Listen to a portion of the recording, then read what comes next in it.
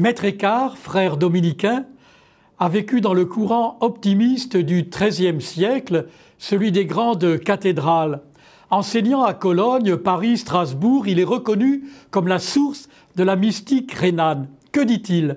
Il prêche l'importance du détachement, car il permet de laisser à Dieu toute la place. L'âme peut ainsi progresser dans la vie spirituelle. Il a foi en cette certitude que c'est la Trinité tout entière qui vient habiter l'âme de celui qui s'abandonne à Dieu. Très influent, proche du mouvement des Béguines, il a maille à partir à la fin de sa vie avec l'Inquisition, surtout pour de sombres raisons de jalousie interne à l'ordre des frères prêcheurs. Mais la vigueur de sa pensée, la profondeur de sa spiritualité ont traversé les siècles.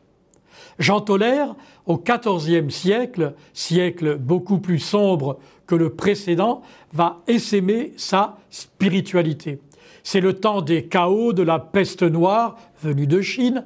Elle décime presque la moitié de la population européenne, voire les danses macabres. Très pertinent dans un siècle inquiet, Maître Écart propose un vrai chemin spirituel. Il correspond à un besoin vital, trouver un appui dans un monde où tout s'écroule. Les disciples de Maître Écart seront nombreux en terre catholique et protestante.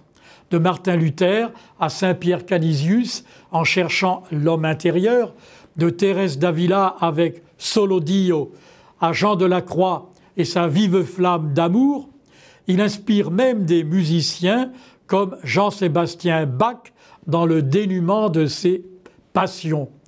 Plus près de nous, Hilé Soum, déporté à Auschwitz, puise dans la lecture des sermons du dominicain la force de tout faire pour que Dieu ne s'éloigne pas en elle.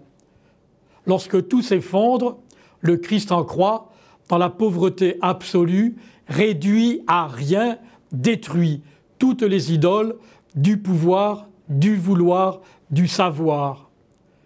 Rémi Valéjot, dominicain spécialiste de la spiritualité rhénane, nous donne une enquête mystique sur les derniers jours de Maître Écart.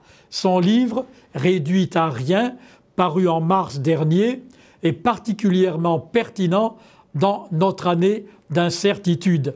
Merci de votre écoute. À très bientôt.